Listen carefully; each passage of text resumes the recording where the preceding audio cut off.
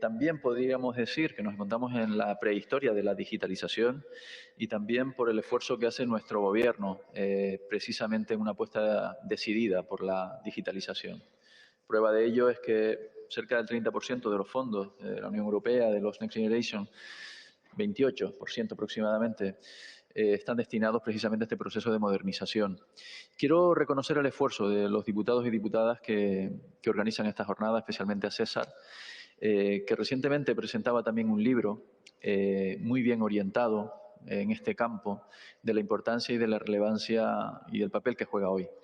Aquí podemos decir también e incorporar algunos aspectos con la enorme calidad de los ponentes que van a intervenir. Tengo que destacarlo porque ha hecho una muy buena selección, más allá del espectro internacional que también ha incorporado César a esta jornada, que es muy importante destacar el peso que tienen las fake news y cómo se mueve hoy en día en el ámbito político. Estamos, lamentablemente, tengo que decir, habituados a leer o a interpretar esta dinámica en la política, en la utilización de mentiras, de información falsa y que desde luego condicionan la opinión pública. Desde ese espectro, nosotros nos empleamos a fondo para contrarrestarlo como firmes defensores de la democracia, de la verdad y del buen hacer en política. Por lo tanto, por mi parte, felicitarles nuevamente por la iniciativa de celebrarla y con mucho interés en seguir los diferentes bloques, las diferentes temáticas que van a tratar en el día de hoy, porque desde luego vamos a salir con una visión mucho más rica de la que tenemos hoy, seguro, con las aportaciones que hagan.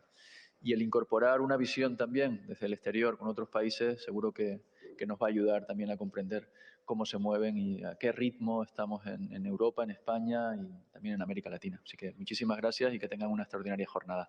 Le cedo la palabra a la Secretaría de Estado. Seguro que, Carmen, tienes mucho que decir. Gracias.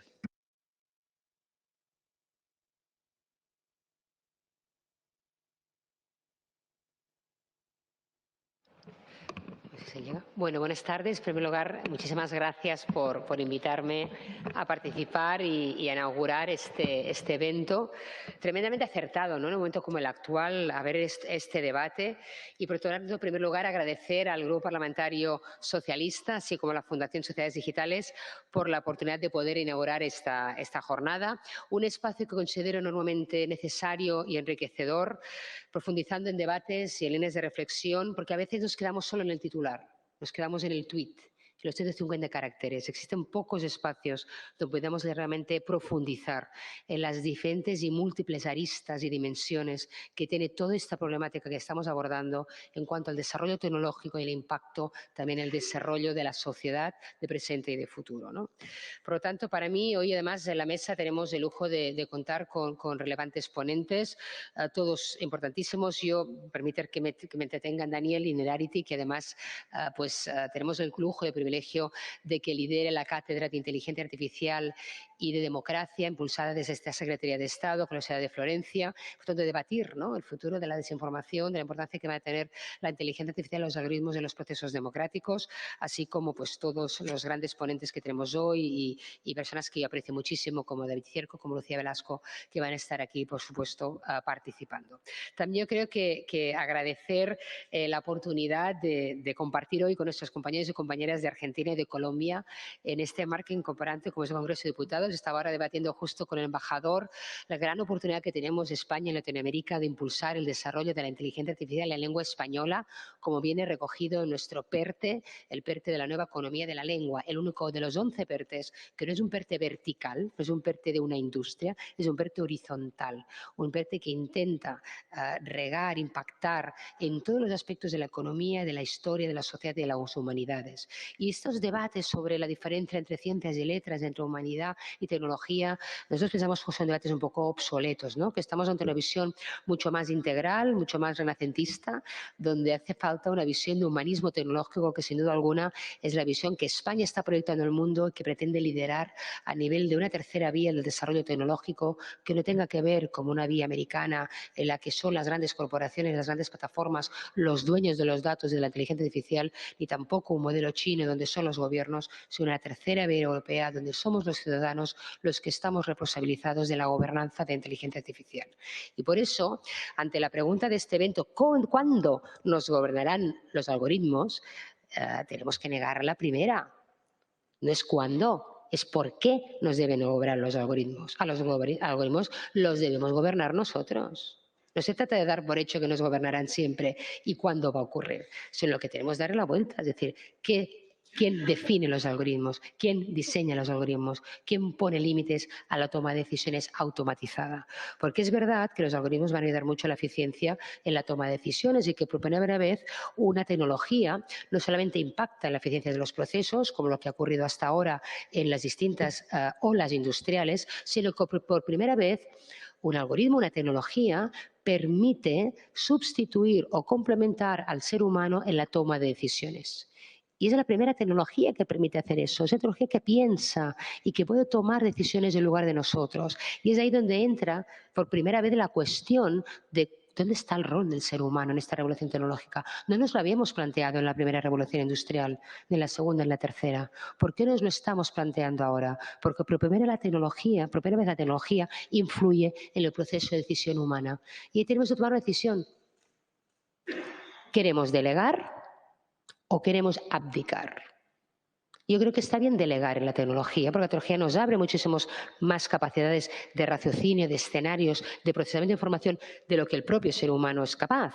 Obviamente, nos permite plantear muchísimos más escenarios de decisión, pero siempre lo tenemos que plantear desde un punto de vista probabilístico y nunca determinístico. No tenemos que abdicar en la toma de decisiones. Podemos apoyarnos en la tecnología para aumentar las capacidades humanas, pero nunca podemos abdicar de nuestra responsabilidad sobre el impacto de esas decisiones, sobre todo en la sociedad, en las personas, en la economía y en el desarrollo del progreso humano. Yo quería empezar hablando también de una reflexión, que es la reflexión sobre la desregulación y progreso. A partir de los años 80, del siglo pasado, se puso muy de moda hablar sobre un concepto que está muy relacionado a lo que estamos hablando hoy, que es la desregulación. Regular se veía como algo negativo, como algo contrario al progreso. El Estado, en definitiva, era un estorbo, un elemento sospechoso que lastraba el crecimiento económico y una exclusión a calar muy hondo en la sociedad. Menos presencia del Estado era visto como positivo. Y de hecho, las posiciones liberales más extremas siguen defendiendo esto. Hasta que llegó el COVID. Hasta que llegó el COVID. La crisis profunda y sobrevenida que tuvimos que afrontar hace ya 2 años hizo que la ciudadanía volviera la vista hacia el Estado. Nosotros, como parte del Estado, tuvimos que asumir un rol reforzado de lo público que nos asignó este cambio de paradigma. De la noche a la mañana nos convertimos en el último y en ocasiones el único recurso de mucha gente para no quedarse atrás. La sanidad pública, la vacunación masiva gratuita, los ERTES, las ayudas de las pymes, los 160.000 millones movilizados con el ICO en más de 1,5 millones de créditos que hemos distribuido en el 2020 y que nadie se acuerda, que ha permitido que en lugar de que hayan desaparecido un 13% de empresas, solo ha desaparecido un 3%. Una red de supervivencia, una red de protección que ha garantizado que las personas estén por encima de todo, por encima de cualquier impacto negativo de una pandemia y ahora de una guerra. Y para mí es una obligación, para los que nos consideramos progresistas, seguir tejiendo una red cada vez más densa, cada vez más mallada, que llegue más gente, una red que definitivamente garantice que todos y todas tengamos las mismas oportunidades de desarrollarse, sea cual sea el contexto, vengan de donde vengan y tengan las aspiraciones que tengan. Mira, este jueves pasado estaba en Bilbao, en la entrega de los premios Fronteras del Conocimiento de BVA, donde, como ha parecido los Juegos Príncipes de Asturias o incluso Nobel, se valoran los mejores cerebros mundiales en distintos ámbitos. Y allí coincidí con un economista que es Matthew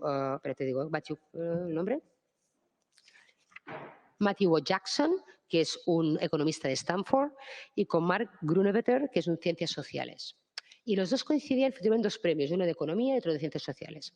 El de Economía por su estudio de la relación de las redes sociales con la economía. de cómo la economía se distribuye en las redes sociales y cómo las redes sociales están impactando el modelo económico. Y Grunemeter en cómo las redes débiles de relaciones influencian la exclusión social. En definitiva, las redes débiles, que no son las de los amigos, de los familiares, sino las de los conocidos, son claves para que encontremos empleo, son claves para que tengamos mejores oportunidades. Y cuando la gente nace en un estatus social de rentas bajas, muy bajas y humildes, no le falta el acceso a los recursos públicos. Lo que le falta es el network. Le falta la red de influencia. Por tanto, una de las claves que analiza el economista es que la clave para reducir las desigualdades no está en tanto en que las personas accedan a recursos, sino en que las personas acceden a redes de contactos y a redes de influencia. Y esto es una reflexión muy interesante. Al final, quien te saca de los problemas son tu red de contactos, tus amigos. En Madrid se llama los amiguetes. Yo que soy catalana, yo llego a Madrid y en Madrid existe una figura que son los amiguetes. En Cataluña tenemos los amigos, los conocidos y los saludados. Entonces, de amigos hay muy pocos, de conocidos un poco más y saludados muchos. Pero esta reflexión, que lo hago un poco jocoso, tiene que ver con lo que estamos hablando ahora. El gran problema de la exclusión social no es tanto que no tengan acceso a los servicios públicos, sino que tienen acceso a las redes de influencia, a redes de apoyo, a redes de contacto, a alguien que le pueda recomendar. Cuando un niño de un colegio pobre tiene un amigo rico, se le abre un mundo de oportunidades. Por tanto, tenemos que empezar a analizar también el impacto de las redes, de las conexiones en un mundo digitalizado que nos permite igual acceder a más personas en ámbitos de exclusión, a más oportunidades. Es una reflexión que dejo aquí porque a mí me dejó bastante impactada, porque no lo había visto desde este punto de vista. Darme cuenta que dos personas desde disciplinas distintas, una del ámbito de la economía, de las ciencias sociales, llegaban a la misma conclusión, me estaba a punto de reflexionar hasta qué punto esto puede tener un rol en el futuro a nivel de reducción de brechas, ¿no? Sobre todo las brechas digitales. Si no garantizamos el acceso a las brechas digitales, difícilmente vamos a poder garantizar a las personas esas conexiones y esas redes de influencia. Por tanto, desde el Gobierno de España somos absolutamente conscientes de esta oportunidad, de este reto, y por eso estamos tejiendo esta red de seguridad para la transformación digital de España, en uno de sus focos principales, que es lo que llamamos el humanismo tecnológico. Porque si hay algo meridianamente claro, es que esta transformación digital no puede ocurrir a cualquier precio, ni al precio de ampliar las brechas que existen a nivel socioeconómico de acceso a lo digital, de acceso a determinados colectivos, de acceso incluso a discriminación a nivel de edad poblacional, sino sobre todo también de que el precio que tengamos que pagar en este viaje sea renunciar a derechos y libertades que nos ha costado tantos siglos conseguir y conquistar como sociedades democráticas maduras. Y por eso lo que tenemos muy claro es que las personas deben estar en el centro de esa transformación digital. Y por eso España, pues sabéis que ha puesto como prioridad este humanismo tecnológico y hemos sido el primer país en redactar una carta de derechos digitales exponiendo 25 derechos a los que no queremos renunciar en el mundo digital. Hay una parte de ellos que supone una relectura, una traslación de lo que ya tenemos en el mundo offline para adaptarlo al offline. Cómo debo reinterpretar el derecho a la libertad de expresión en un mundo digital, cómo debo reinterpretar el derecho a la libertad de elección, cómo debe reinterpretar o garantizar el derecho a no ser discriminado por un algoritmo. Pero luego hay nuevos derechos asociados a los nuevos riesgos y las nuevas oportunidades vinculados a tecnologías tan críticas como la inteligencia artificial o incluso las neurotecnologías. Las neurotecnologías es algo que a mí particularmente me preocupa muchísimo, que es la capacidad de desarrollar neurotecnologías éticamente responsables, ¿no? Y de ahí pues hemos ido de la mano de los compañeros de Chile, que lo han incorporado los neuroderechos en la Carta Magna, nosotros los tenemos en la Carta de Derechos Digitales, y vamos a crear el primer Instituto Nacional de Neurotecnologías Éticas de nuestro país, donde pensamos bueno, pues que los datos de nuestras ondas cerebrales deberían ser algo que no fuera comercializable. Porque ríete de las fake news en el momento que podamos manipular las ondas cerebrales de una persona e influir en su pensamiento, que eso ya técnicamente es posible. Por lo tanto, estamos ante no solamente la necesidad de traducir, plasmar, reinterpretar nuestros derechos y libertades actuales en clave digital, por ejemplo, hasta qué punto un comentario irónico en Twitter deja de ser un comentario irónico en Twitter para convertirse en una amenaza real en el mundo real. Y eso tenemos que empezar a detectar esos discursos del odio que pueden propagarse en amenazas en el mundo real. Y eso es un deber que tenemos que hacer todos, ¿no? El derecho a la información veraz, a no ser manipulados mentalmente, pero imaginaros el tema a derecho a no ser microsegmentado. Yo solo pongo el ejemplo de que cuando estás microsegmentado, resulta que si tú estás navegando por una web y yo sé que yo soy una persona de renta baja, muy baja, como el algoritmo sabe que soy una renta baja, muy baja, solo me va a presentar coches de baja gama.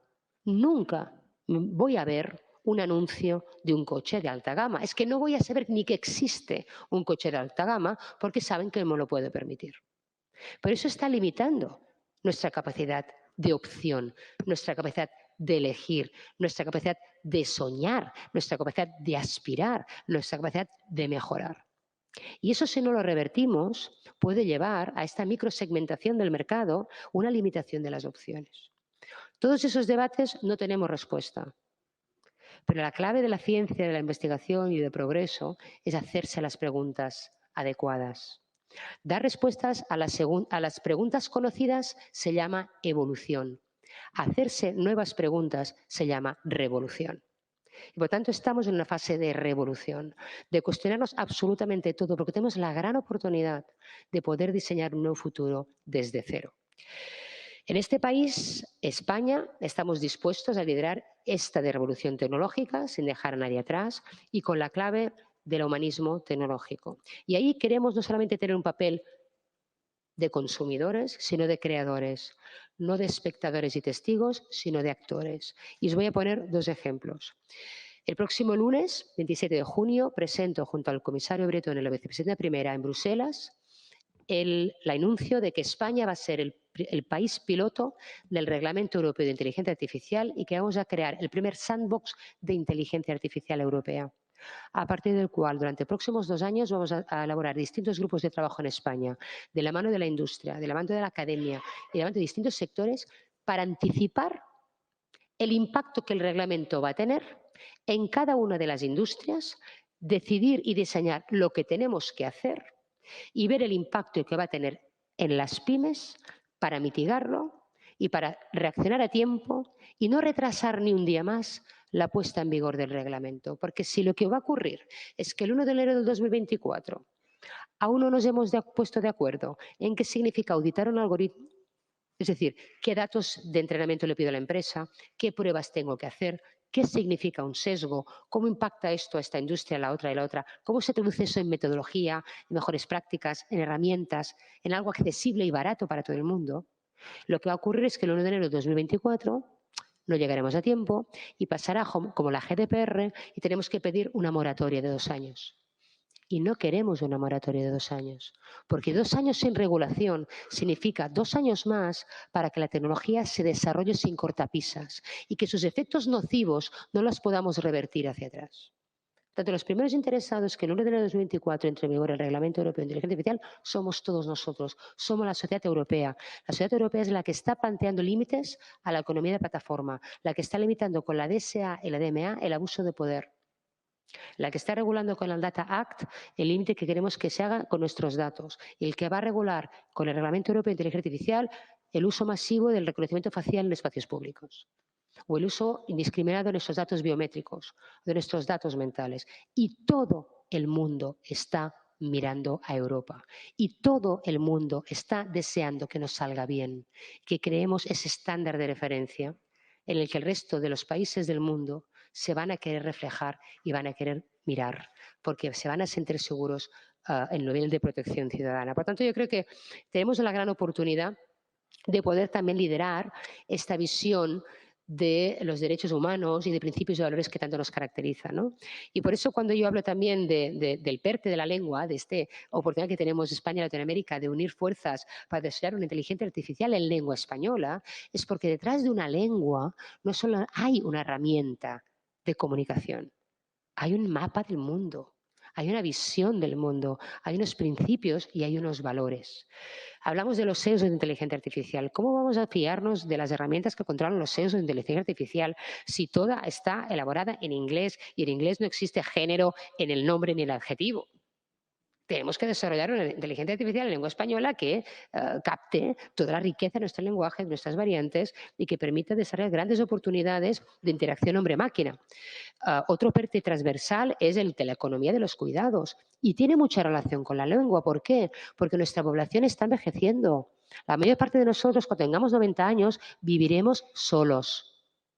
Necesitaremos asistencia telemática para la medicina, para los servicios sociales. Necesitaremos un asistente de voz que entienda cuando estamos deprimidos, que nos ayude a resolver problemas cotidianos. Y eso debe estar en nuestra lengua, con nuestros principios, con nuestros valores, con nuestras variantes dialectales, con nuestras variantes internacionales, siguiendo los principios pues, de léxico, ortografía y sintáctica de nuestra lengua para que no se divida como pasó con el portugués y el brasileño. Hay una gran oportunidad económica alrededor de esto. Y tenemos un gran compromiso, que es hacerlo y hacerlo bien para las próximas generaciones. Otro tema donde queremos liderar el desarrollo de la inteligencia artificial pues humanista está en el hecho que España, además de ser y querer ser e implantar ya, como os digo, anunciado en junio y a partir de octubre, el primer sandbox de inteligencia artificial de toda la Unión Europea, vamos a ser el primer país del mundo en crear una agencia estatal de supervisión de la inteligencia artificial. Y esta la vamos a crear antes del final de año para que se pueda desarrollar durante 2023 y poner en vigor en 2024. Entonces, es otro área donde queremos liderar, ¿no? No es suficiente declarar unos derechos si nadie los puede garantizar. Por tanto, tenemos que hacer esta carta de proposición de derechos, pero tenemos que tener mecanismos de regulación que permita trabajar con la industria para su implicación, pero también sancionar cuando a alguien no le ocurra. Y también a nivel internacional estamos promoviendo esta visión de humanismo tecnológico, ya que España pues, hemos conseguido ganarnos la organización del próximo encuentro interministerial de la OCDE, que va a tener lugar en diciembre en Canarias, del 13 al 17 de diciembre en las Islas Canarias. Y ahí pues, vamos a tener la posibilidad de poner en la agenda de más de 30 y pico países las prioridades. Y hemos puesto en las prioridades el humanismo tecnológico, es los derechos en el mundo digital y algo que también España quiere posicionarse a nivel de liderazgo, que es el desarrollo de los algoritmos verdes. Tenemos un Plan Nacional de Algoritmos Verdes, que significa que nos estamos preocupando no solamente en utilizar la inteligencia artificial para la mejora de la sostenibilidad, la eficiencia energética, sino también en diseñar tecnología que sea verde por diseño. Que todas las herramientas de procesamiento del lenguaje natural, que son ineficientes desde el punto de vista de consumo, puedan optimizarse en origen. Por tanto, queremos que España lidere esta visión digital y que los algoritmos no nos gobiernen, sino gobernarnos nosotros. Yo creo que hay 4 grandes retos de la inteligencia artificial. Hay un reto tecnológico, que es cómo conseguimos una inteligencia artificial que sea robusta, que sea segura, que sea explicable. Luego hay un reto ético, cómo hacemos que el desarrollo de inteligencia artificial cuadre con los principios y valores de nuestra sociedad. Y como hay distintas sociedades, no vamos a poder pensar de que hay un único desarrollo de inteligencia artificial, sino que hay varios modelos y Europa y España apuestan por esa tercera vía. 4, cómo garantizamos que esos derechos se cumplan. Y 5, cómo participamos en su gobernanza. Y en esta gobernanza tenemos que dar voz a la sociedad. Y es la sociedad la que tiene que poner límites al uso de la inteligencia artificial.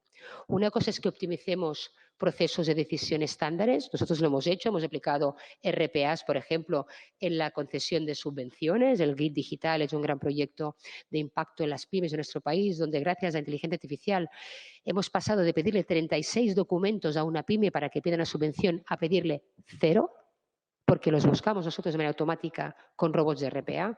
Ahí no hay decisión, hay aplicación de reglas, ahí no hay riesgo. Luego yo creo que la inteligencia artificial puede ayudar a la toma de decisiones, porque nos permite plantear muchísimos más escenarios de lo que el ser humano es capaz de plantear.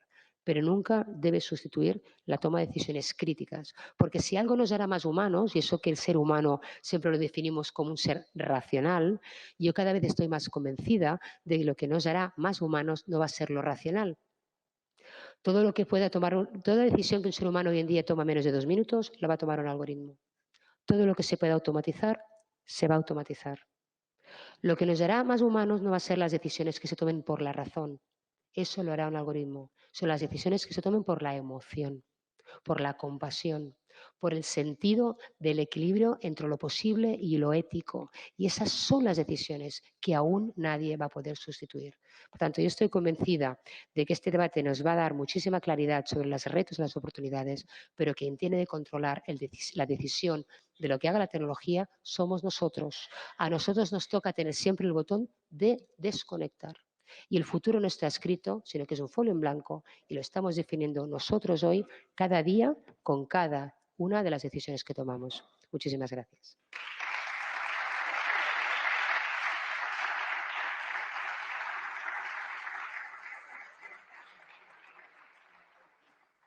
Muchísimas gracias, Carmen, por tu recorrido y el dibujo de la acción del Gobierno. Y pasamos al vídeo de Sergio Massa, el presidente de la Cámara de Diputados de la República Argentina.